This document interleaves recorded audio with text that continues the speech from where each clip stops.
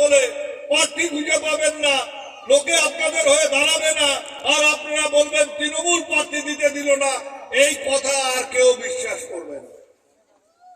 তা আমি আপনাদের কাছে বলবো যে ঠান্ডার দিন বেশি সময় নেব না, আমাদের সবাইকে তৈরি থাকতে হবে, সবাইকে ঐক্যবদ্ধ থাকতে হবে। এই যে জগৎ বর্মন যে কথাটা বলছিল, সেই কথাটা সুরে সুর মিলিয়ে আমাদের সবাই মিলে বলতে হবে যে এই চৌধুরীহাট গ্রাম পঞ্চায়েত এলাকায় যাতে একটা আসনে বিজেপি জিততে না পারে, একটা আসনে ওরা প্রার্থী খুঁজে না পায়, তার ব্যবস্থা তৃণমূলের কর্মীদের গ্রামে গঞ্জে ঘুরে ঘুরে মানুষকে ঐক্যবদ্ধ করে তার সেই ব্যবস্থা করতে হবে। কাউকে মারার দরকার নেই, কারো বাড়ি ভাঙার দরকার নেই, শুধু মানুষের পাশে যান।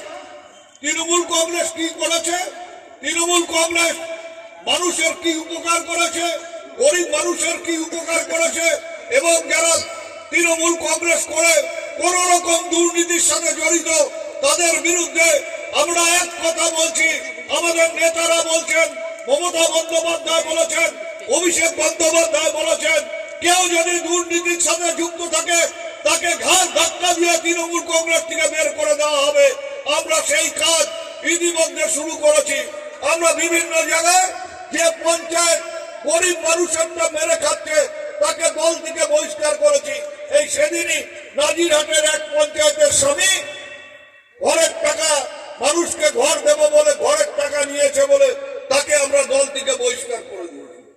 একটা মানুষের কাছ থেকে ঘর দেওয়ার নাম করে যদি আমাদের কাছে নালিশ আসে, কোন পঞ্চায়েত কোন নেতা যদি গরিব মানুষের কাছে ঘর দেওয়ার কথা বলে, ঘর আপনার নাম থাকলে আপনি ঘর এমনি পাবেন, কাউকে টাকা দেওয়া লাগবে না।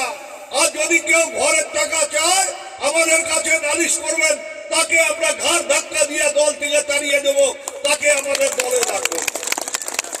একটা পরিষ্কার পরিষ্কার পরিচ্ছন্ন দল, যে দল মানুষের জন্য কাজ করবে, মানুষের ভোট নেবে, মানুষের আশীর্বাদ নেবে, মানুষের দোয়া নেবে, পাশাপাশি মানুষের জন্য কাজ করবে।